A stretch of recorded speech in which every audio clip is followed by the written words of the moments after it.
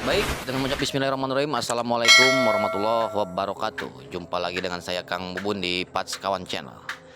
Kali ini kita akan menceritakan sebuah cerita yang berjudul Tumbal Pesugihan Hutan Larangan. Pokoknya jangan lama-lama, kita lanjut ceritanya. Cekidot. Nyaring saat kusir menarik tali hingga terasa mencekik lehernya, suamiku melompat dari andongnya membawa kami menuju jalan desa. Rumah mertuaku, rumah yang seumur pernikahan kami belum pernah kusambangi sama sekali. Hampir 1 tahun pernikahan kami, suamiku tidak pernah sama sekali mengajak pulang ke kampung tempat asalnya. Bahkan jangan tak percaya, bertemu dengan sang mertua pun ia belum pernah. Mas Cacing selalu mengajak jika aku merengek minta ikut pulang ke kampung dan bertemu ibunya. Satu-satunya jawaban Mas Cacing adalah rencana belum saatnya kamu bertemu dengan ibuku dan datang ke kampungku. Kalimat singkat, padat dan jelas yang selalu menjadi satu-satunya jawaban yang ia berikan selama ini.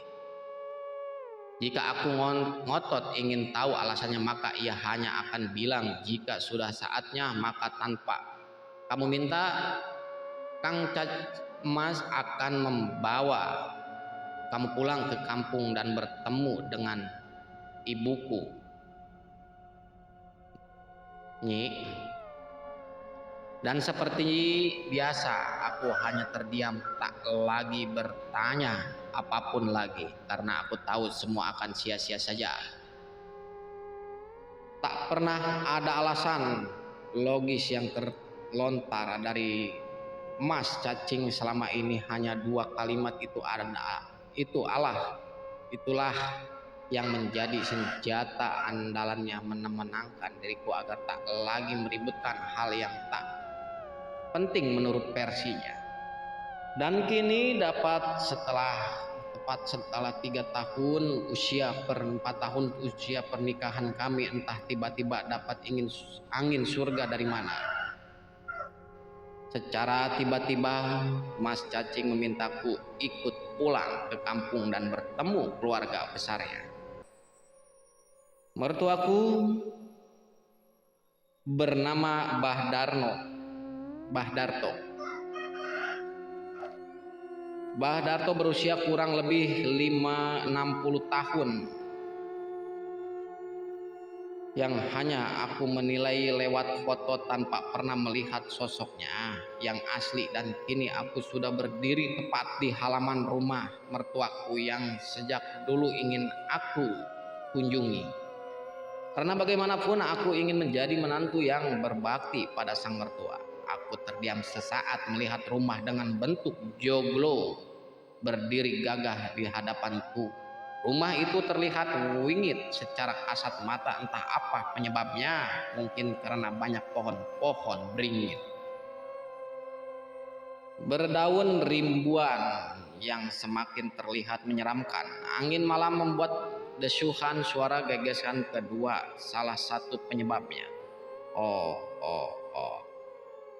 Tubuhku sedikit mengerut. Suara burung hantu membuat malam semakin mencekam, mampu meremangkan bulu kudukku. Mas Cacing, kamu di mana? Tak ada jawaban dari suamiku. Aku menoleh mencari sosok suamiku yang entah raib kemana, jangankan sosok bayangannya pun tak nampak. Malah kemana Mas Cacing masak aku tinggal sendirian, guamku setengah mengurun. Semakin menggila menggerutu ringkahan kuda kembali terdengar, kali ini semakin menggila. Diam-diam suara kusir andong berteriak keras. Kedua kaki kuda bagian depan terangkat tinggi, tampak kusir kuda kewalahan menanganinya. Cek. Sang kusir berkali-kali ia berusaha menarik kuat tali agar sang kuda tak lepas dari ikatan tampak. Ia berusaha mengarahkan semua kekuatan untuk memenangkan kudanya. "Pak, perlu dibantu?" tanyaku secara mendekat. Iba saja melihat lelaki tua itu tampak kewalahan, walaupun aku sendiri pun tahu jika aku yang hanya seorang wanita yang dengan kekuatan yang kumiliki tak akan bisa membantunya. "Ada yang bisa kubantu, Pak?" tawarku untuk kedua kalinya. "Pak," panggilku sekali lagi karena lelaki itu tak memberikan jawaban. "Pergilah, Neng, jangan hiraukan Bapak pikirkan keselamatanmu. Jangan pikirkan keselamatanku," ujarnya secara sibuk menangani kuda yang semakin beringas. Kedua alisku tertaut lengkap dan dahi berkerut heran dengan kata-kata yang baru saja diucapkan sang kusir. "Apa maksud Bapak bicara begitu?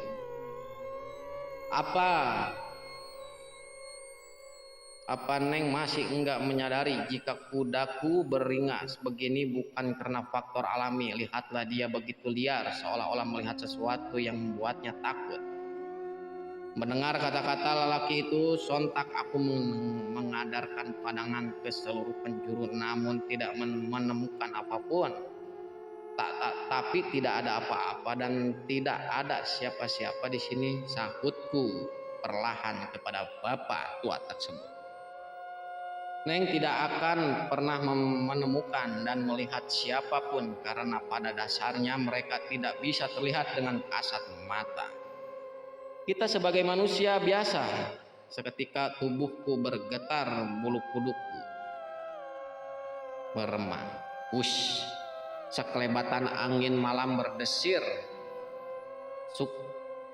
kes membuat bulu roma di sekujur tubuhku meremang sampurna. Wajahku memucat dalam kegelapan malam. Apakah yang Bapak maksud mereka adalah makhluk astral? "Penghuni kegelapan?" tanyaku setengah tidak percaya. Tubuhku sedikit mengerut. Walau aku gadis berasal dari kota, tapi aku termasuk pada golongan manusia yang mempercayai bahwa adanya dunia lain yang berdampingan dengan dunia manusia. Hush, hush!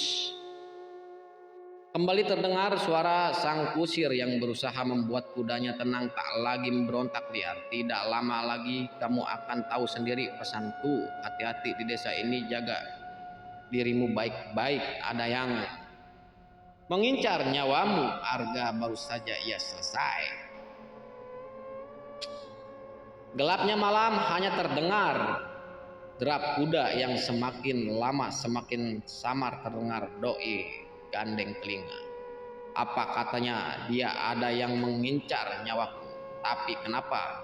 Dan mengganas, aku kan hanya menantu dari salah satu warga dan kampung ini bukan penduduk asli. Lalu mengapa ada yang mengincar nyawaku? Aneh." Gerutu Nyi Sarti di dalam hatinya. Sekali guamanku perlahan pertanyakan demi pertanyaan mengelayuti pikiranku. Aku mengendalikan bahu beberapa kali. Semoga tidak benar semua hanya basa-basi dari kusir itu. Batinku berusaha menghibur diriku sendiri, setidaknya berusaha menghalau rasa takut yang mulai menyeramkan jiwa. Banyak misteri yang gak masuk akal banget, dan gilanya bisa-biasanya Mas Cacing meninggalkan aku sendiri di sini sementara dia entah raib kemana. Deciku kesal. Sekali lagi aku mencari keberadaan suamiku. Tetap seperti di awal, aku tak menemukan jejaknya. Sejenak aku mantap rumah bertuaku yang tampak remang-remang. Hemat dari cahaya lampu penerangan, jalan pun sama nasibnya meremang tak jelas. Heran apa isi rumah mertuaku tak ada orang yang kok bisa biasanya ringkikan. Kuda sekeras itu tak bisa membuat satupun penghuninya keluar. Rumah rasanya tak mungkin. Mas Cacing tak memberitahuku ibunya jika kami akan datang, tapi kok tak ada sambutan sama sekali. Batinku terus mengguam tak jelas. Aku kembali memberanikan diri mencari suamiku berjalan menyusuri halaman rumah. Mertuaku mencari keberadaan, agak ada juga dia kemana sih lelaki itu. Kekesalanku semakin memuncak. Aku sudah tidak bisa menahan kemarahan yang sejak tadi ku pendam. Aku kesal karena merasa dipermainkan oleh suamiku sendiri. Mana rumah seperti tak ada penghuninya dan tak terawat. Halaman kok banyak rumput begini. Lagian Mas Cacing kemana sih? Berani-beraninya meninggalkan aku sendiri. Sudah tahu aku itu orangnya penakut. Mana kusir tadi bilang kalau kudanya melihat. Pantu lagi. Guamanku terputus serempak dengan langkah kakiku yang terberhenti bukan sosok suamiku yang terlihat oleh sementara, tapi sebuah gubuk kecil di belakang rumah mertua. Gubuk yang sedikit kokoh dan terbuat dari papan. Gubuk kecil itu hanya berukuran untuk satu orang. Jika melihat ukurannya seperti gubuk itu tidak bersekat, memiliki satu pintu lampau tenteram yang digunakan sebagai penerang, mampu menembus dinding papan yang tak rapat. Gubuk apa itu? Batinku heran. Aku mengerjakan manik mata beberapa kali. Kepalaku sedikit miring dan mata terpancing. Rasa penasaran mengalahkan rasa takut yang menjalari seluruh nadi. Aku menguatkan hati, melangkahkan kaki mendekat. Siapa penghuni gubuk itu? Guamku penuh rasa penasaran. Semakin tak kakiku mendekat, semakin berdebar, jantungku berdebar kencang. Kini aku tepat berdiri di depan pintu. Entah mengapa tiba-tiba kekuatan tubuhku seperti melemah. Dengkulku lemah seolah laki tak kuat menopang berat badanku. Dengan tangan gemetar perlahan aku berusaha membuka pintu gubuk, namun belum saja niatku terlaksana, tiba-tiba terdengar bunyi berdebam keras. Blam! Pintu gubuk terbuka secara tiba-tiba. Sontak secara refleks tubuhku terundur ke belakang, meloncat beberapa langkah. Ada apa ini? Guamku panik. Blam!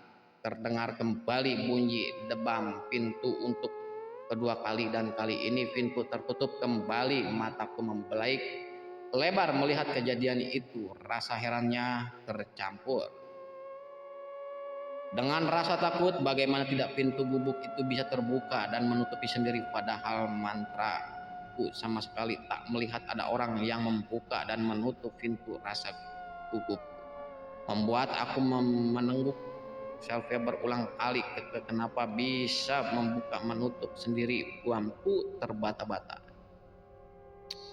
Sejenak aku mematung sebelum akhirnya memutuskan untuk melihat isi gubuk. Rasa penasaranku benar-benar sudah sampai ubun-ubun.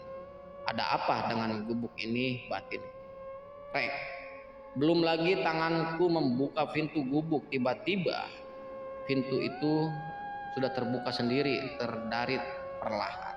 Krek, krek, krek. Dan aku dibuat jantungan saat melihat pintu gubuk seperti bermain-main membuka dan menutup sendiri. Mulai dari gerakan perlahan hingga bergerak cepat. Krek, krek, krek. Secara tak sengaja kepalaku bergerak ke sana kemari mengikuti gerakan pintu yang berayun terbuka dan tertutup. Krek. Bunyi pintu berderet panjang sebagai bunyi pemungkas karena tiba-tiba gerakan pintu terlihat dengan posisi pintu terbuka. Setengah hening, tak ada suara lagi. Seiring berhentinya dari pintu, kini suara berisik kembali senyap. Tap tap tap tap tap. Hanya terdengar langkah kakiku yang perlahan mulai mendekat. Ada apa dengan gubuk ini? Banyak kejadian aneh yang semakin membuatku penasaran. Guamku lirih krek. Tempat di depan pintu, aku mendorongnya perlahan hingga daun pintu terbuka lebar, membuatnya menempel di dinding gubuk. Mataku membeliak, dengan tubuh terdengar hebat menyaksikan sosok yang berada di dalam gubuk itu tersebut. Itu wajahku memucat dan bibirku bergetar hebat. Siapa kamu? Ujarku lirih dengan suara bergetar. Tubuhku bergetar hebat, aku tak menyangka sama sekali isi dari gubuk itu adalah wanita yang ternyata besi di kedua kaki. Tubuhnya tinggi sampai sangat profesional jika ia hidup normal, tapi keadaannya yang sangat miris membuatnya kurus, kering, hanya kulit berbalut tulang. Wajahnya terus cenderung cengkung, mungkin keadaannya membuat ia tak mengonsumsi makanan yang bergizi, dan kemungkinan lain pula ia telah dikurung sekian lama membuat tubuhnya putihnya memucat, tak dialiri darah sama sekali. Mataku membeliak lebar, terlepak tanganku gunakan untuk menutup mulut yang sempat menggelar lebar. Aku tak ketakutan setengah mati saat netraku melihat sosok wanita yang dalam posisi kedua kakinya terikat besi. Panjang besi bergerak leluasa hanya dalam jarak terutama, tapi tak bisa kemana-mana. Aku tidak dapat melihat wajahnya dengan jelas karena wajahnya tertutup dengan rambut panjang yang kusut masih, apalagi yang menunduk semakin membuat wajahnya tersembunyi. Kulihat netranya memerah memandangiku dari sela rambut yang tercuntak ancakan. Tidak sesuram. Perlahan aku menggeleng-gelengkan kepala beberapa kali seolah tak percaya ada wanita dalam kondisi seperti ini. Rumah mertuaku. Siapa kamu? 2 kali aku memujamkan pertanyaan yang sama, tapi kali ini getaran suaraku lebih hebat terdengar telunjuk mengarah pada untuk beberapa saat. Tiba-tiba bergeser sendiri tatapan tajamnya ia arah ke telunjukku. Apa-apaan ini? Dengusku panik, netraku bergerak mengikuti telunjukku. Tanganku yang bergerak sendiri ke kanan dan ke kiri secara berulang-ulang, bukan digerakkan oleh syaraf motorik. Tangan kiriku dan aku gunakan untuk memegangi dengan kanakanku agar tertahan dan tak bergerak sendiri. Namun semuanya sia-sia. Aku seperti merasakan ada kekuatan besar yang menghalangiku. Sekuat tenaga aku menahan, ada kekuatan besar pula yang menepis pertahanku, seolah-olah aku sedang berperang dengan kekuatan dari alam lain yang tak nampak oleh mata biasa. Ada apa ini? Kenapa ini terjadi padaku? Kenapa kamu melakukannya padaku? Terrentan pertanyaanku berikan pada wanita itu. Semakin lama tanganku semakin terasa berat, seolah ada batu besar yang menggantung di tangan. Kakiku lirih, sering pegal menyeruak di wajah. Ekor antarku melirik ke arah wanita itu. Entahlah, aku yakin saja jika dirinya lah yang menjadi dalang dari tangan dan telunjuk yang sampai saat ini masih bergerak tanpa mendoakanku. Hentikan, jangan ganggu dia, guamnya seperti merintih seorang yang tak nampak entah siapa. Hebatnya, seiring titah yang terlontar dari tiba-tiba tanganku sudah terlepas dari kekuatan magis yang begitu mistis dan tidak lagi di luar kendaliku. Kini sudah kembali ke pengaturan. Awal kembalinya aku gerakan sesuai dengan bagian tubuh. Aku menarik napas lega. Setidaknya kini tanganku terasa enteng. Tidak seberat tadi. Aku mendatangi wanita itu dengan pandangan takjub. Dia tadi berbicara dengan siapa? Apakah di sini ada makhluk gaib yang tak nampak oleh mata. Guamku, perlahan kok bisa tanganku bergerak sendiri. Guamku, perlahan aku merasa aneh saja dengan fenomena yang tak masuk akal bisa dinalar. Dengan cara berpikir sehat, perlahan rasa pegal dan tangan mulai berada setelah aku mengolahragakan tanganku. Beberapa saat aku kembali fokus pada penghuni gubuk. Kali ini aku lihat wanita berbaju putih lusuh itu mengangkat kepala. Tanpa sengaja kami saling menatap dan aku berkesiap saat tiba-tiba manik mata kami bertemu. Tatapan wanita itu tak senormal manusia biasa. Tatapannya begitu tajam setelah aku bisa melihatnya. Makan makna takut, benci, dendam, dan putus asa yang tersirat dari kelihatan netranya. Untuk beberapa saat aku memberanikan diri untuk tetap menatapnya tanpa berpaling suatu detik pun. Lalu kemudian aku memutuskan untuk memberanikan diri menyapanya, walaupun rasa takut masih amat sangat mengerangiku. Kakak-kakakmu kenapa bisa di sini dan dari rantai seperti ini? Dengan suara gugup wanita misterius itu tak menjawab. Ia hanya terdiam selama beberapa saat. Kepalanya miring dan matanya terpancing berat. Aku terundur ke dua pintu saat tiba-tiba menyiringi memarahkan giginya yang alih-alih rapi berwarna putih melainkan warna yang berbeda. Gigi kuningnya penuh dengan bacak warna merah dan aku curiga warna merah itu bukanlah warna merah biasa melainkan darah. Entah darah hewan atau darah manusia. Darah apakah itu? Darah guamanku setengah takut dan setengah gugup. Luar biasa. Dari mana asal darah itu? Lanjutku. Mengguam menarik mataku bergerak liar. Bergerak ke sana kemari menjelajahi setiap sudut ruangan hingga tiba-tiba pandangan mataku bertepuk pada sesosok bangkai ayam bertuntung yang sudah sebagai tubuhnya tak utuh karena sudah tercabik-cabik. Terkoyak-koyak karuan hoes ketika rasa mual yang sangat hebat menyerbu aku membuatmu mulut dengan melapak tangan. Rasa mulai aku semakin menjadi keringat dingin mulai terasa menggabuni permukaan kulit. Oeks. Heran sedari tak mengapa denganku tak mencium bau bangkai. Baru sekarang bau bangkai itu tercium. Apa wanita itu makan ayam yang sudah dipenuhi belatung itu? Mata menarakku berkali-kali pindah dari ayam ke wanita itu secara bergantian. Mata maraku berkali-kali pindah dari ayam ke wanita itu secara bergantian dan akal sehatku tangan wanita itu mengambil bangkai ayam yang dipenuhi rayapan belatung di sana sini itu mengatakannya mendekatkan bibir siapa yang menyatakannya. Aku lempar makan ini lezat sekali. Guamku, perlahan apakah kamu mau? Kali ini namaku terselip dalam guamanku. Bagaimana dia tahu namaku? Batinku panik. Aku hanya diam tak memberikan jawaban apapun, terlalu shock dan kaget walau hanya sekedar menjawab sepatah dua patah kata.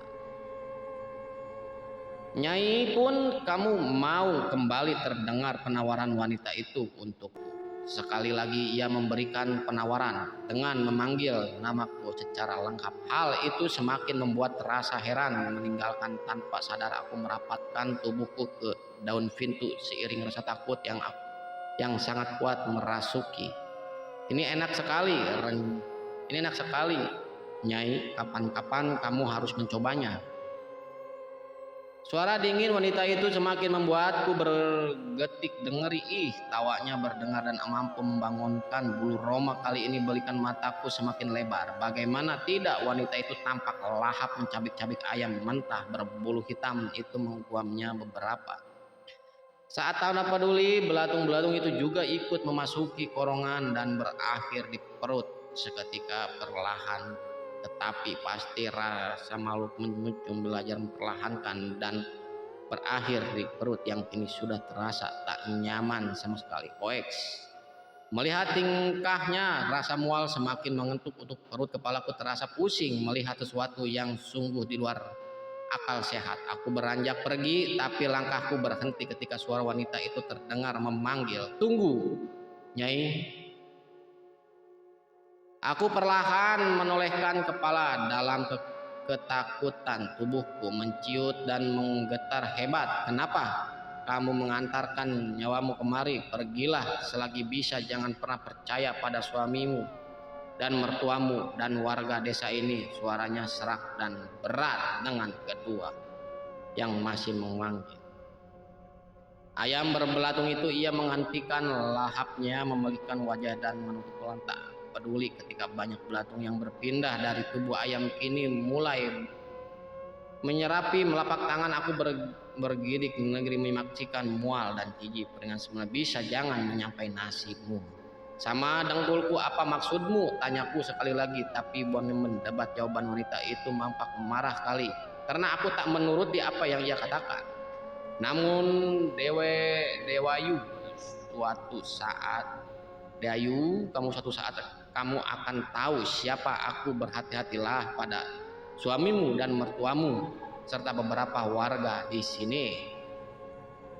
Jika mau mengikuti pesanku, aku yakin kamu akan selamat. Jika tidak, maka kamu akan mengandaikan nyawa di tempat ini. Pergilah sekarang, segala kamu bisa dan masih ada kesempatan, uapnya perlahan.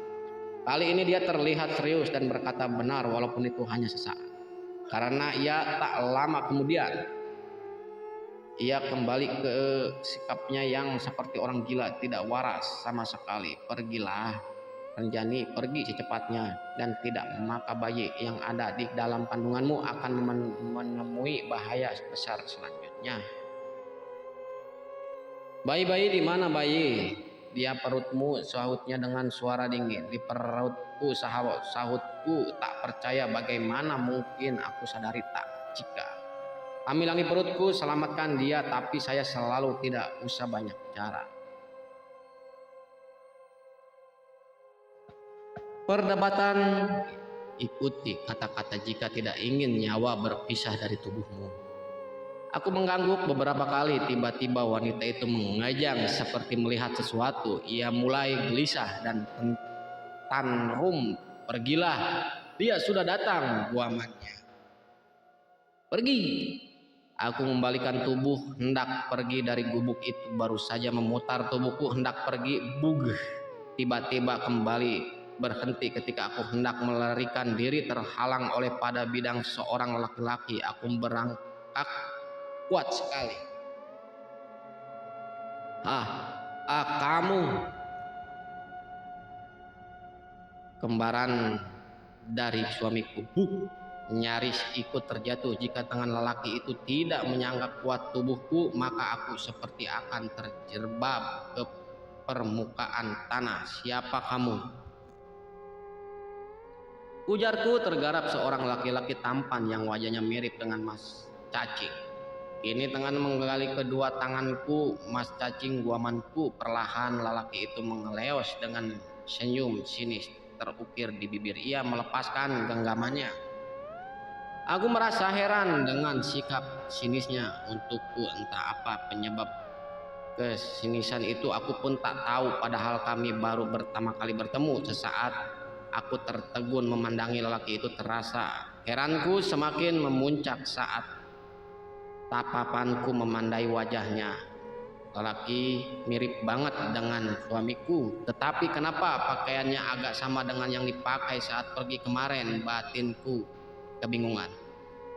"Cacing," guamanku perlahan, "kamu pasti mengira aku adalah suamimu." Tanpa aku bertanya, lelaki ini sudah tahu apa yang kini sedang berkecamuk di dalam pikiran. Berhasil membuayarkan lumananku, aku tegaskan padamu, "Aku bukan suamimu. Jangan panggil aku Cacing, dan jangan sebut nama itu di depanku. Aku tak suka." Decisnya seraya menggeriarkan bahu acuh. "Tata tipi wajahmu mirip dengan Mas Cacing. Kamu siapa? Kenapa bisa mirip sekali dengan suamiku?" Selidik penuh. Netra mengamatinya. Lebih dalam ini baru kusadari Cacing Walaupun kami mirip, aku tegaskan padamu jika aku bukan cacing. Kami orang yang berbeda tapi berasal dari satu rahim dan satu benih, ujarnya, dengan berarti kamu adalah kembarannya. Kalau cuma kakak beradik tidak mungkin wajah kalian sama persis, sahutku lihir menteraku kembali menelusuri setiap isi surat. Wajah tampan itu namun walaupun sudah berkali-kali melakukannya tetap saja nihil. Aku tetap tidak menemukan secuil apapun perbedaan antara suamiku dan lelaki ini, kecuali dari warna kulit. Selebihnya tidak ada, dan aku pun yakin warna kulit pun berbeda, pasti dikarenakan suamiku tinggal di kota hingga agak bersih menetral lelaki ini tinggal di daerah pedesaan. Pikiranku, sebenarnya warna dasar kulit mereka adalah sama. Lelaki itu sepertinya tahu makna dari tatapanku untuknya. Kamu mencari beberapa perbedaan kami, kamu tidak akan pernah menemukannya karena kami suatu.